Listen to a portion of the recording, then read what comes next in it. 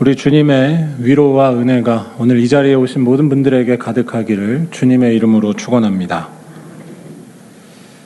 이제 오는 수요일부터 사순절이 시작됩니다. 오늘은 그 전에 마지막 주일인 예수께서 변화하신 것을 기념하는 변모주일인데요. 고난받으신 예수님이 누구신지를 알아본다는 건 쉬운 일이 아닙니다. 예수를 알아본다는 건 아무도 알아보지 않는 것을 알아보는 것과 비슷한 일이기 때문입니다. 제가 좀 엉뚱한 이야기로 오늘 설교를 시작하려고 합니다. 저희가 영국에 살 때 아주 친하게 지냈던 영국인 가족이 있었습니다. 그 집에 아들 둘이 있었는데 그 아들 둘이 저희 애들과 나이도 비슷했고 학교도 같은 학교를 다녔었습니다. 그래서 학교를 오고 갈 때 같이 많이 다녔었는데 이 두 녀석들과 다니면서 잊을 수 없는 기억 중에 우리 한국 음식에 대한 기억이 하나 있습니다. 그때 학교 끝나면 집에 가는 길에 간단하게 먹을 수 있는 간식으로 한국에서 가져온 음식들을 준비하곤 했었습니다. 제 기억에 마른 멸치를 손질해서 먹을 수 있게, 과자처럼 먹을 수 있게 한 것도 있었고 또 조미김도 있었습니다. 제가 이전에 말씀드린 것처럼 우리 한국 사람들은 먹을 것 있으면 혼자 먹지 않고 나눠 먹는 사람들이어서 같이 가던 그 아이들 아서와 휴고에게 먹어보라고 권했었습니다. 멸치 한 마리를 내밀었었는데요. 순간 이 두 아이의 표정이 확 달라졌었습니다. 뭐라고 할까요? 이걸 어떻게 해야 하나 싶은 당황한 표정이면서 그 맛있는 멸치와 김을 아주 의심스러운 눈빛으로 쳐다보는 것이었습니다.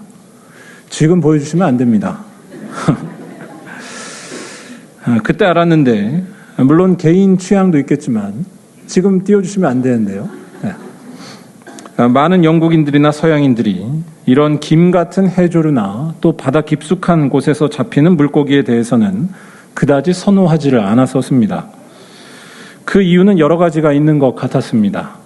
바다나 해변에서의 조건 자체가 우리들과 많이 다른 지리적, 환경적인 이유도 있는 것 같았고 또 역사적이고 종교적인 이유도 있는 것 같았습니다. 또 제가 영국에 짧게 살면서 느꼈던 것은 해산물 자체를 좀 낯설고 이상하게 보는 경향이라고 할까요? 그런 것도 있어 보였습니다. 이른바 바다에서 나는 것들, 비린내도 나고 생선 같은 경우에 눈도 튀어나와 있고 한 모습을 약간 괴물처럼, 외계 생물처럼 보면서 먹는다는 건 생각해 볼 수 없는 것처럼 느낀다고 할까요? 김을 뜻하는 영어 단어가 seaweed, 직역하면 바다 잡초라고 되어 있는 것 자체가 그런 분위기를 알려줍니다. 그때 아서와 휴고가 김과 멸치를 맛있게 먹던 저희 진영이와 진이를 보면서 아주 신기해하고 의아해했던 것은 다 그런 이유 때문이었습니다. 그런데 제가 말씀드리고 싶은 것은 우리로서는 참 안타깝게도 최근에 상황이 바뀌었다는 것입니다. 한국 문화가 전 세계적으로 유행하면서 한국의 음식 문화도 덩달아 관심을 받고 있는데 이전에 먹지 않았던 한국 음식들이 큰 인기를 끌고 있다는 것입니다. 이제 띄워주실까요? 김 같은 경우에 검은 반도체라고 불릴 정도로 김 수출이 폭발적으로 늘었고 아이들에게는 최적의 영양 간식으로 평가받는다고 합니다. 그동안 몰라봤었던 한국 음식의 진가를 이제는 알아보고 있는 것입니다. 아직 멸치는 그렇게 좋아하는 것 같지 않아서 천만다행입니다. 나중에 개인적으로 아서와 휴고를 만날 기회가 생긴다면 예전에 이상하게 쳐다봤었던 한국 음식을 이제는 예전과 다르게 바라보는지 한번 물어보고 싶습니다. 그리고 제발 김 정도만 좋아해 주기를 간절히 부탁하고 싶습니다. 제가 엉뚱한 이야기를 드렸는데요. 제가 드리고 싶은 말씀은 마치 이상하게 느꼈던 한국 음식을 지금은 다르게 평가하는 것처럼 이전에 알아보지 못했던 것을 알아보는 것, 여기에 기독교 신앙의 핵심이 있다는 것입니다. 여러분, 우리 음식 좋은 건 알면서도 예수 좋은 건 모르는 사람들이 되지 않으시기를 바랍니다. 다시 말하자면 사람들에게 실패한 인생으로 보였던 한 사람, 모두를 실망시켰고 할 수 있는 것이 아무것도 남지 않은 채 범죄자로 죽어버린 30대 초반의 젊은 유대인 청년을 하나님의 아들로 알아보고 빛으로 경험하는 것이 기독교 신앙이라는 것입니다. 볼품없고 수치스러우며 나를 유익하게 할 것이 전혀 없어 보이고 따라가다가는 같이 있다가는 망할 게 뻔해 보이는 저 사람 예수에게서 놀라운 빛을 경험하는 것입니다. 아니, 먹고 살기도 바빠 죽겠는데 하나도 도움 안 될 것 같은 사람에 대해 알아가고 그 사람을 믿는다는 게 뭐가 그렇게 중요할까요? 똑똑한 사람들 눈에 이건 한심한 일로 보이지 않을까요? 그런 것에 대해 잘 모른 채 적당히 교회 다녀도 또 내가 믿고 싶은 대로 믿고 있어도 아무런 문제 없지 않나요? 그렇게 믿는다고 해서 일상생활에 문제가 생기는 일은 1도 없습니다.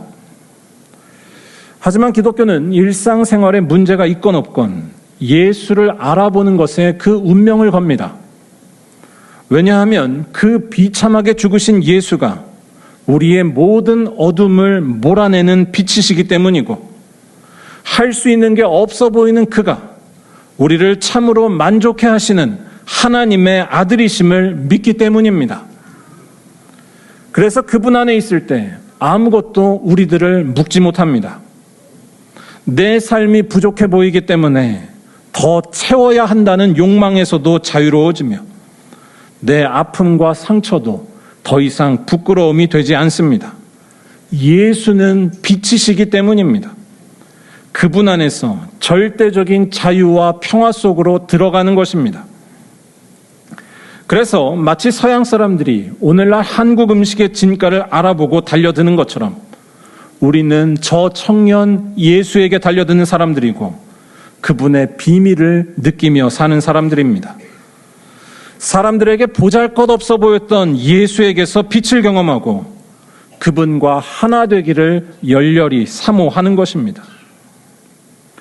오늘 읽은 말씀에서 그런 일이 일어났다고 말할 수 있습니다. 예수께서 제자 3명과 산에 올라 놀라운 모습으로 변화하신 일에 대해 우리는 쉽게 받아들이지 못하고 잘 이해하기를 어려워합니다. 2절 말씀에 그 얼굴이 해같이 빛나며 옷이 빛과 같이 희어졌더라 라고 나옵니다. 이때 도대체 무슨 일이 일어났던 것일까요? 일단 이 사건을 일종의 꿈 같은 일로 헛것이나 환상을 본 걸로 이해하려 들 수도 있습니다. 갑자기 사람 얼굴이 해같이 빛나고 옷이 빛처럼 희어지는 일은 일어날 수 없기 때문입니다.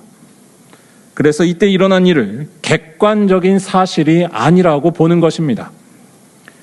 사실이 아닐 수 있다라는 이런 우려가 한편으론 걱정스럽게 느껴질 수도 있습니다. 기독교는 사실이 아닌 것을 믿는 것처럼 보이는 것입니다.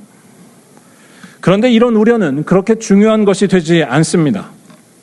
지금 제자들이 경험했던 일, 예수께서 얼굴이 해같이 빛나고 옷이 빛처럼 희어진 일은 애당초 모두에게 명명백백하게 드러난 일이 아니었기 때문입니다.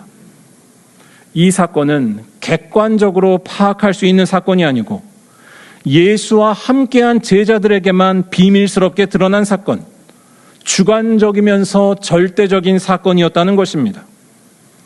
예수에 대한 비밀이 드러난 것이고 그건 비밀을 아는 사람만 알 뿐 애당초 모든 사람이 다 알아듣거나 하는 것은 아니라는 말씀입니다.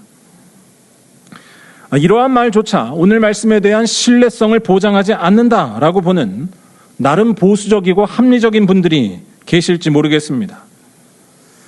예수께서 이렇게 산에서 몇 사람들에게만 자신의 모습을 보여주실 것이 아니라 공개적인 자리에서 멋지게 자신의 능력과 모습을 보여주셨다면 깔끔하지 않냐는 것입니다. 필요하면 검증도 하는 것입니다. 그런데 그런 공개적인 검증으로 예수의 정체가 드러나고 그가 하나님의 아들이라는 것을 증명해 보일 수 있는 것일까요? 만약에 그렇다면 우리들은 오히려 논리의 오류에 빠질 수도 있습니다.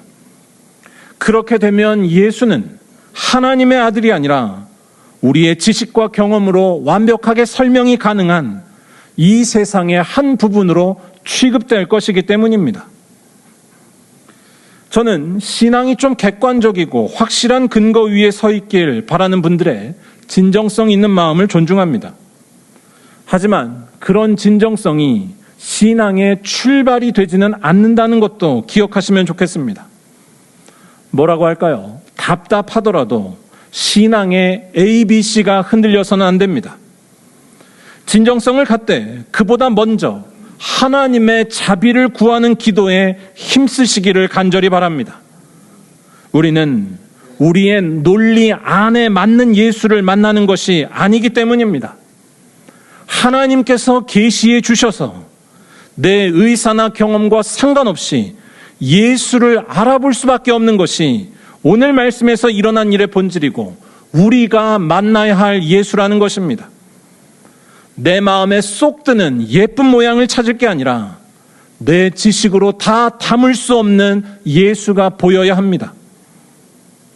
거칠게 말해 예수를 검증할 수 있는 지식 자체도 이 세상에 없지만 아무리 예수께서 공개적으로 자신을 다 보이시고 검증한다 하더라도 예수를 미워하고 있으면 어떻게 될까요?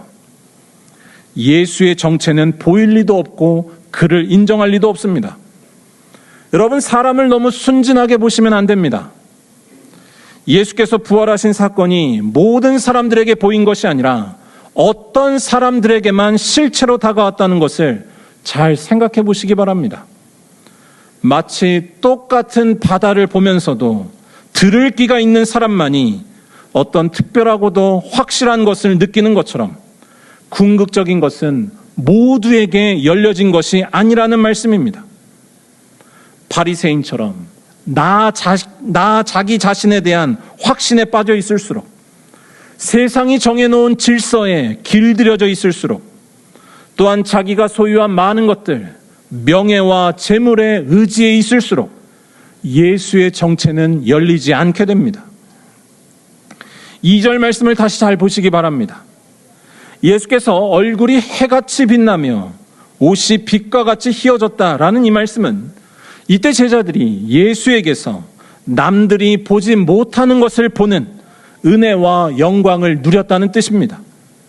예수가 곧 빛이시고 생명과 능력은 예수에게서 나온다는 것을 알게 됐다는 것입니다. 이때 예수에게서 나타난 빛을 어떤 물리적인 현상처럼 이해해서는 곤란합니다. 아까도 말씀드렸지만 이는 손에 잡히고 검증할 수 있는 차원의 현상이 아닙니다. 제자들은 지금 예수의 얼굴에서 하나님을 보았고 하나님이 예수에게 계시하셨다는 것을 목격했습니다. 이 세상을 존재하게 하는 그 빛, 생명을 창조하시고 살아있게 하시는 그 빛, 어떤 어둠과 혼돈도 물러가게 하시고 아무것도 부족하지 않으며 모든 것들에 감사하게 하는 놀라운 빛을 본 것입니다. 아니, 걱정과 근심에서 자유롭고 아무런 거리낌이 없으며 기쁨과 소망이 가득하게 하는 놀라운 빛이었습니다. 바로 제자들은 지금 예수를 보고 하나님을 경험한 것이고 그걸 빛으로 표현한 것입니다. 특별히 이 2절 말씀에서 얼굴이라는 표현이 나오는데요. 저는 이 얼굴이라는 표현이 유독 의미심장하게 다가왔습니다. 예수의 얼굴은 지금까지 말한 그런 영광스러움과는 거리가 먼 것처럼 보이기 때문입니다. 지거 쾌더라는 화가가 예수에 대한 그림을 많이 그렸는데 예수께서 십자가에 못 박히실 때를 그린 그림 중에 아주 인상적인 그림이 하나 있습니다. 예수에 대해 그렸지만 예수는 어디에도 보이지 않는 아주 이상한 그림입니다. 한번 보여주시죠.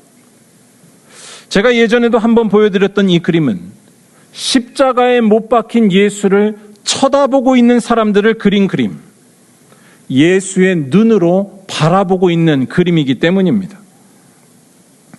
이 그림을 통해 먼저 예수를 못 박은 사람들의 여러 가지 모습들, 그 평범함, 무심함 또는 사악함을 엿볼 수가 있습니다. 하지만 저는 이 그림에서 되려 보이지 않고 있는 예수님의 얼굴이 어떠했을지를 상상하게 됩니다. 사람들의 저 다양하고도 또 현실적인 표정은 오히려 예수가 어떠한지를 그리게 한다는 것입니다. 뭐라고 할까요? 전 너무나도 옳게 보이는 뚱한 표정, 자기 확신이 가득 찬 표정이 그걸 말해줍니다. 저들 눈에 예수는 아무것도 아닌 얼굴이었을 것입니다.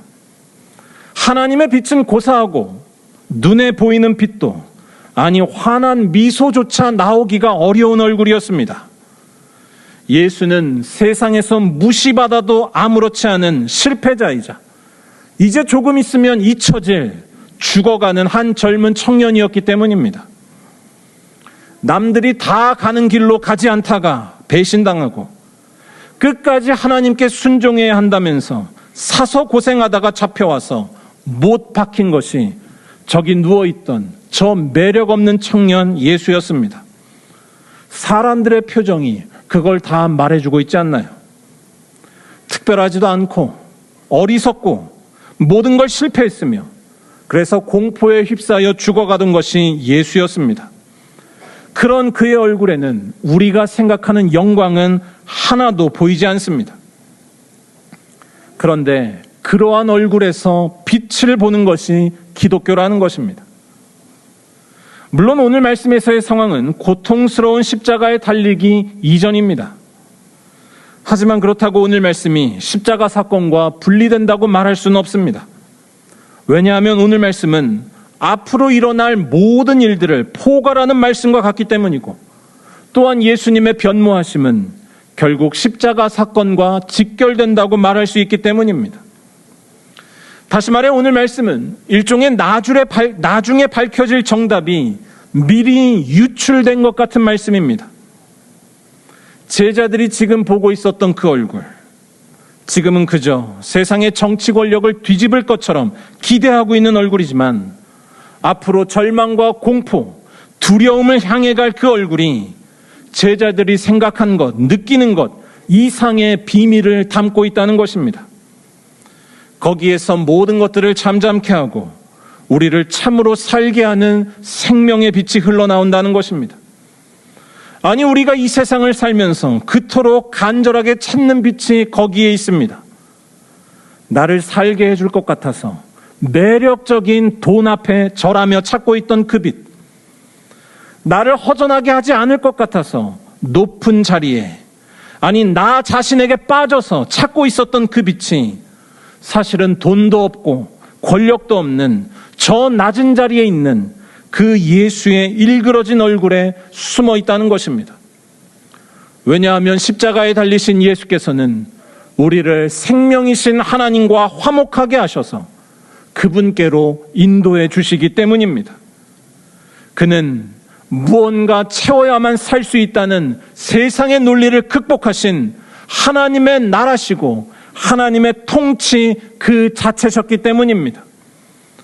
하나님께 온전히 순종하신 그는 죽으셨지만 3일 만에 부활하셔서 사람이 생산해낼 수 없는 안식과 평화를 드러내셨고 생명의 원천이신 하나님을 나타내셨다는 것입니다. 이 예수가 빛과 생명이며 그가 바로 하나님이십니다. 이제 더 이상 돈 앞에 머리를 조아려야만 빛을 얻는다고 생각하며 살지 않아도 됩니다. 또한 내가 가지고 있는 조건과 환경, 아니 나 자신에게조차 매달리지 않아도 되는 역사적인 대전환이 일어났습니다.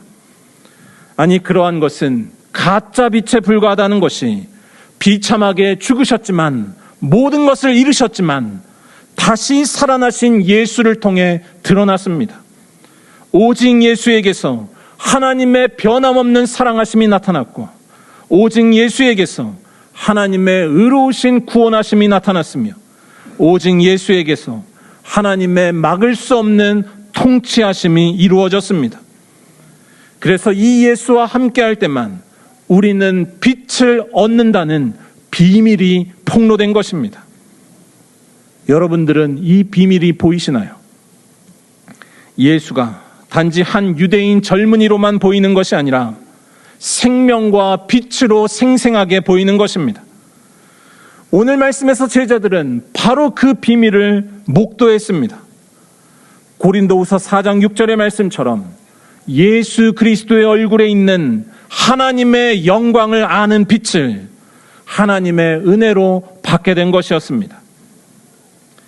이제 제자들에게, 아니 우리들에게 남아있는 일은 무엇일까요?